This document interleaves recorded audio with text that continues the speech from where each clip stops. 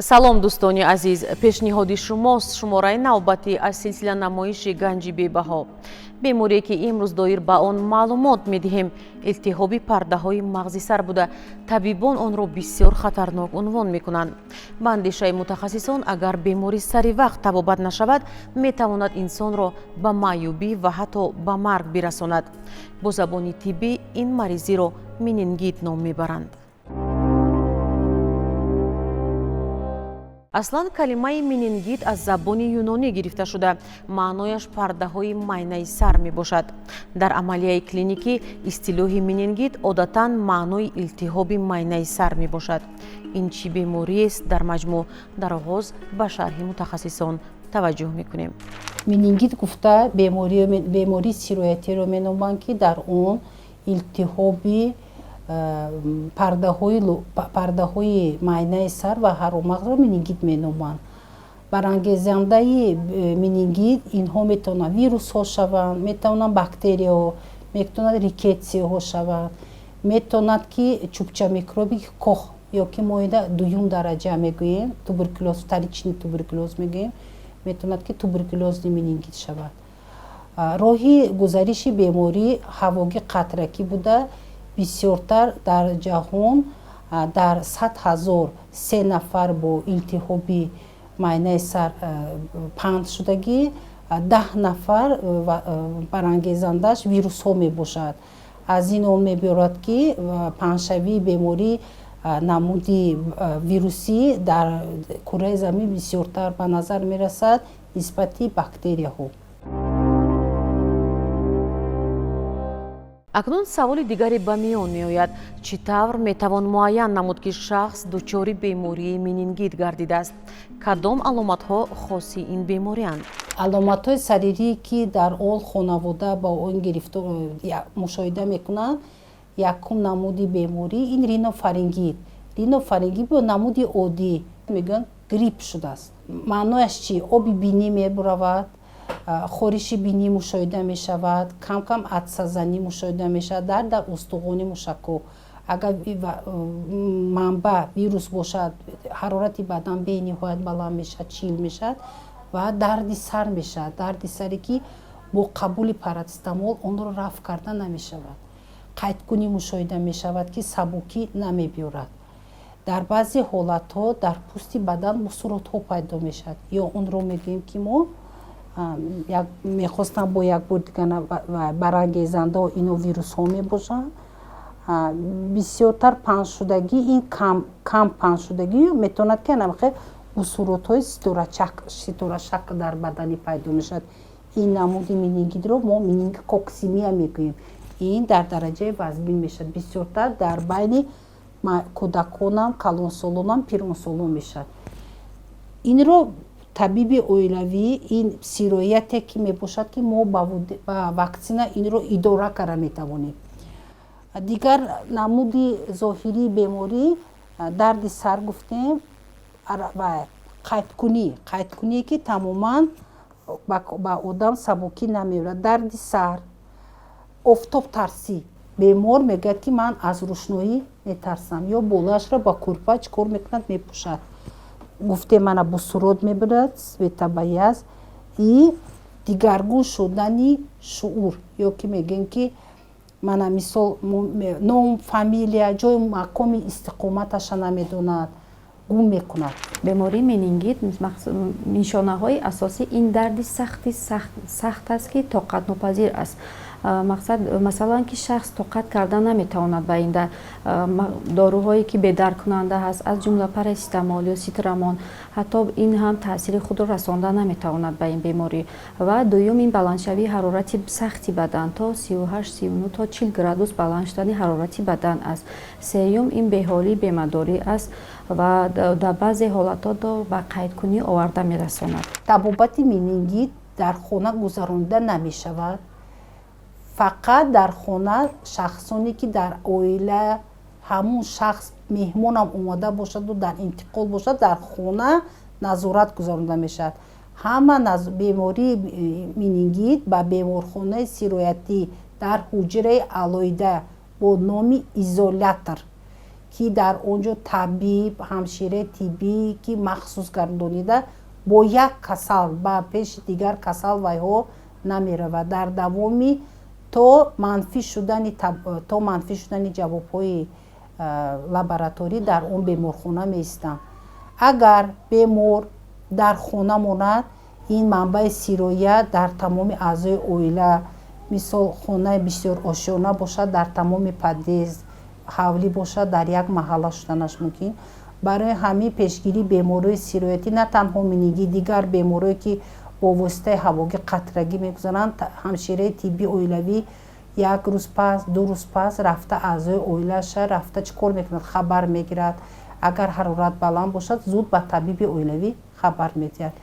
ин беморӣ дар байни кӯдакҳо ва занҳои ҳомиладор бо ориза мегузарад. Барои ҳамин новобаста аз синну сол бемории менингит ба беморхонаи сироятӣ интиқол дода шуда дар онҷо табобат то манфӣ шудани ҷавобҳои лабораторӣ дар онҷо ҷойгир дода мешавад. ба шаҳрвандон ҳама вақт оидин бемориҳои сироятӣ аз ҷумла дар фасли тобистон суҳбат гузаронда мефармонем ва барои пешгирӣ ва барои сари вақт муроҷиат кардани шаҳрвандон суҳбатҳо гузаронда мешавад ки ҳангоми пайдошавии яке аз ин нишонаҳо сари вақт ба табиби оилавӣ муроҷиат карда ва ба худтабобаткунӣ машғул нашаванд. мегӯянд ки сабаби сар задани ҷараёни илтиҳобӣ дар пардаҳои майнаи сар микробҳо ва вирусҳо мебошанд. Пас биёед бибинем ки ин вирусҳо кадомҳоянд.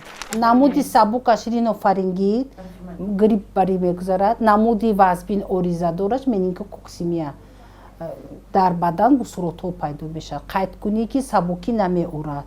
дарди саре ки қабули ҳабби парацетамол ба он сабукӣ намеорад. бисёртар ин беморро ринофарингит худ ба худ нақ шуда меранд. табиби оилавӣ аз ин барқудора намешавад, лекин намуди оризадораш ба гирифтор шуд, табиби оилавиро ба хона таклиф мекунанд. вақте ки табиби оилавӣ мебинад ин хе касало ҳолати ваяшон вазбин мешавад, ба саволҳо метавонанд ки ҷавоб надиҳанд, бусуротҳо пайдо шаванд, қайд кунанд. аз сабабе ки беморӣ менингит сироятӣ мебошад, дар ин беморӣ нисбати дигар бемориҳо дар тамосбудагони аъзои оила мушоҳида мешавад. агар сари вақтӣ ҳамшираи тиббӣ ва табиби оилавӣ дар тамосбудагонро аз назорати эпидемиологӣ нагузарад, агар ин беморӣ ба паҳншавӣ дар як маҳалла шуданаш мумкин аст.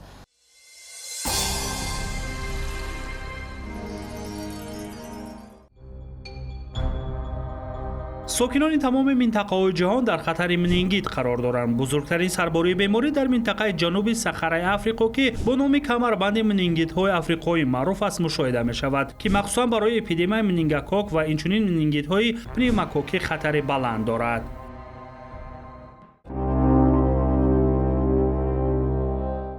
менингит на ҳамеша бо сабаби заҳролудшавӣ бо вирусҳо рушд мекунад. ин микробҳо метавонанд дар организми инсони солим солҳо вуҷуд дошта бошад ва ҳеҷ мушкиле дар саломатиаш ба вуҷуд наоранд. агар мо дарди ниҳоӣ дарди сара гирем 10 хол гирем, мо дарди сабук дорем ин то 3 хол, дарди миёна дорем то 6 хол, дарди вазбин дорем то 10 хол. агар ҳам ту аломатҳои ринофарингит бошад, дарди миёна мешавад на камтар аз 6 хол мешавад ё ки то 3 хола мешавад. кӯдак шикоят карда наметавонад, кӯдакони то синну 1 солагӣ, лекин кӯдак бетоқат мешавад.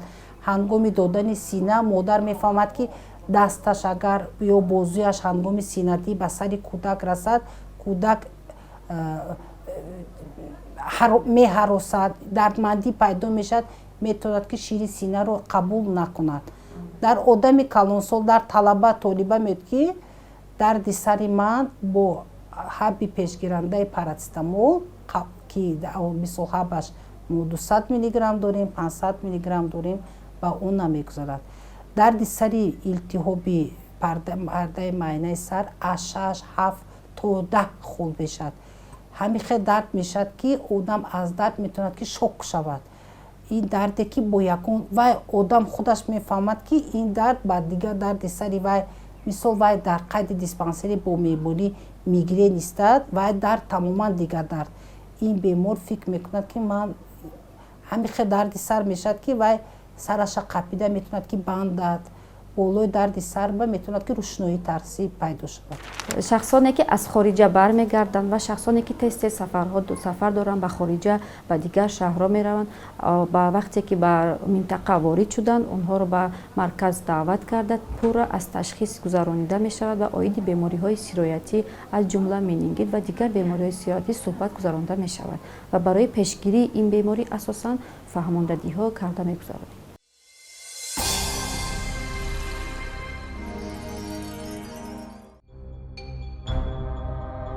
соли 2019 дар саросари ҷаҳон 251 миллион ҳолати гирифтории менингит ба қайд гирифта шуда 236 000 нафар фафтиданд. коршиносон қайд карданд ки таи 30 соли охир дар самти коҳиш додани бемории менингитҳои сироятӣ пешрафти назаррас ба даст оварда шудааст.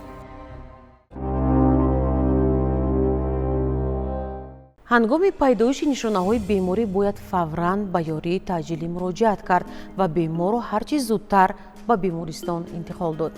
менингит бо суръат рушд мекунад ва ҳатто дар сурати каме дер кардан метавонад барои зиндагии инсон паёмади фоҷиабор дошта бошад. пас роҳҳои ташхиси дуруст ва табобат кадомҳоянд? ташхиси лаборатории бемор, гирифтани оби сутунмуҳра. дар урфият ба ин намуди малака бисёр бо нозукӣ нигоҳ мекунанд ва фикр мекунанд ки пас аз гузарондани ин малака ягон нуқсо дар системаи такя ва ҳаракат рӯй медиҳад.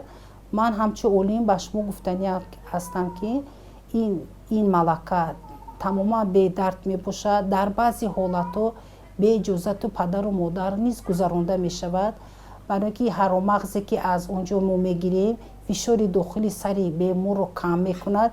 инам яке аз рукунати табобат мебошад. инро барои кишт месупоранд ва манбае ки мо ба шумо гуфтем барангезандаи ин беморӣ ки аст вирус, бактерия, рикетсия ё чӯбча микроби коғаз аз он ҷо барои табиб ёрдам медиҳад. барои чӣ мо муайян мекунем? барои ки тактикаи табиби сироятшинос ва табиби оилавӣ аз намуди манба иборат аст. дар ҷой бемор бистарӣ мешавад, табиби оилавӣ ва ҳамшираи тиббӣ рақами эпидемиологӣ гирифта ба дезостансия шаҳрӣ, ноҳиявӣ ва умуми ҷумҳуравӣ хабар медиҳад. дар мобайни 21 рӯз дар ин хона ба забони термини медисина гӯем табобатӣ ин изолятсия ба ин хона 21 рӯз меҳмон намеояд. ин аъзоёни оила худашон ба меҳмонӣ намеранд. ҳамшираи тиббии оилавӣ саҳар бегонӣ ба рақаи термометрия кушода саҳар бегонӣ ҳарорати бадани кӯдак ва дигар аъзоёни оиларо чен мекунад, ба он ҷо дарҷ мекунад. табиби оилавӣ як рӯз пас рафта хабар мегирад. агар аз ягон аъзои оила ҳароратбаландӣ мушоҳида шавад, чунин бемор ба интиқол ба беморхонаи сироятӣ интиқол дода мешавад. ба шахсоне ки дар ин беморӣ дар тамос будагон, табиби оилавӣ аз фонди маркази саломатӣ вояи пешгирандаи антибиотикҳоро доданаш мумкин ба инҳо дохил мешавад. агар зану кӯдак бошад, як доза вояи ампицилин. ба одамони синни соли репродуктивӣ мо вояи ципрофлоксасинро бепул ба аъзоёни оила дода метавонем. барои ташхисро аниқ кардан мо ҳама вақт роҳхат дода ба беморхонаи сироятии шаҳрӣ равон карда дар он ҷо баъди таҳлилҳо баъди ҳама намуди таҳлилҳо гузарондан баъд ташхис аниқ шуда ба бистарикунонӣ машғул мешаванд.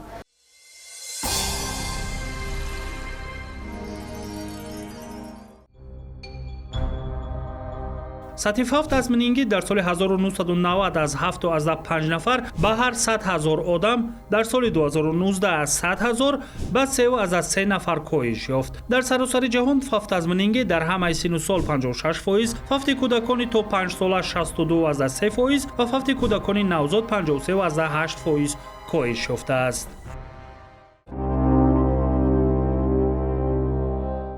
барои пешгирӣ аз ин беморӣ ҳам бояд ҳатман беҳдошти шахсиро риоя намуд. бемориҳои вирусӣ хусусан сармохӯрдагиро дарҳол табобат кард ва нагузошт ки онҳо ба шакли музмин гузаранд. пизишкон ҳамчунин ваксинакуниро тавсия медиҳанд ки метавонад аз гирифтор шудан ба баъзе шаклҳои менингит пешгирӣ намояд.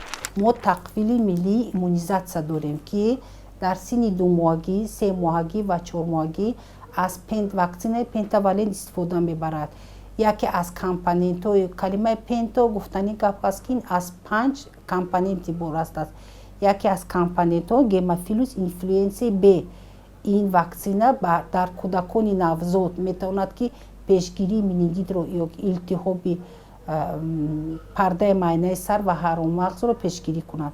ин ваксина инчунин дар одамони пиронсол ки беморӣ гирифтори қанд ҳастанд, фишор баландӣ ҳастанд, ягон нуқсот доранд бо бемории системаи асаб, дар инҳоям дар ҷойҳои махсус дар институти профилактикӣ метавонем мо рохат диҳем, дар он ҷо гузаронида шуданаш мумкин аст. ин ташхисро табиби оилавӣ дар хона мемонад бо аломати савол барои муайян кардани ин бемориро бо мошини таъҷилии махсус гардонида шуда ки бо ёрии ҳамшираи тиббӣ ба бемории сирояткунанда ба утоқи махсус ё онро мо мегӯем изолятор то муайян шудани ташхиси бактериологии беморӣ дар ҳамин изолятор ҷой дода мешавад. асосан риояи генаи шахсӣ, ҳама вақт тоза нигоҳ доштани дастон, шустани дастон бо собун ва барои баъд пайдо шудани яке аз ин нишонаҳо,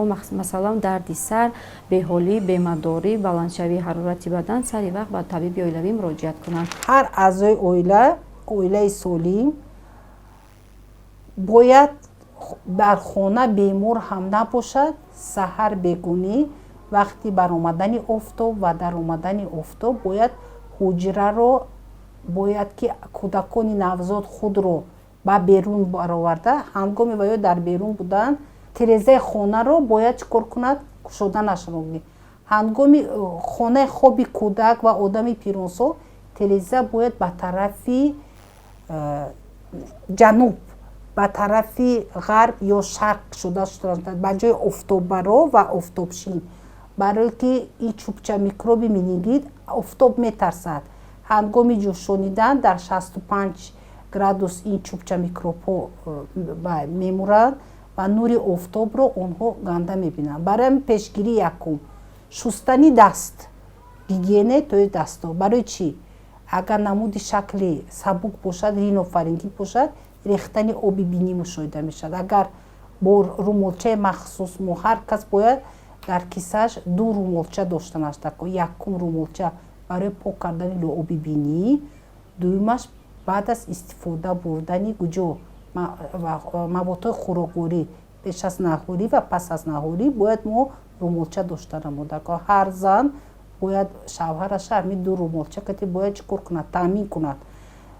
пешгирӣ ваксина, дуюм шустани дастҳо, сеюм тест иваз кардани боду ҳаво и хона, чорум пешгирӣ ҳангоми пайдо шудани яке аз аломатҳое ки мо гуфта гузаштем, табиби оилаиро ба хона таклиф кард, на ин ки касала гирифта маркази саломатӣ ба ё ки шаҳрӣ ба ё деҳотӣ ба бурда расондан, барои ки роҳ ба роҳ чунин беморӣ метавонад дигар беморонро чӣ кор кунад? сироят ёбад. ҳангоми баланд шудани ҳарорати бадан бояд табиби оилавиро ба хона чӣ кор каранда кун? Таклиф каранда кун. панҷум пешгирӣ ин назорати дар тамос буда кун. созмони умуми ҷаҳонии тандурустӣ ба он назар аст ки тавассути густариши босуръати имконӣ ва дастрасӣ ба хидматрасонии тиббӣ пешгирии марги бештар аз менингит имконпазир аст. вале дар ҳама ҳолат саломатии ҳар кас дар дасти худи уст. бо умиди он ки ганҷи бебаҳои худро доим ҳифз мекунед, ин ҷо шумораи навбатии намоиши ганҷи бебаҳо ба анҷом мерасад. ҳамеша солиму бардам бошед. то боздид.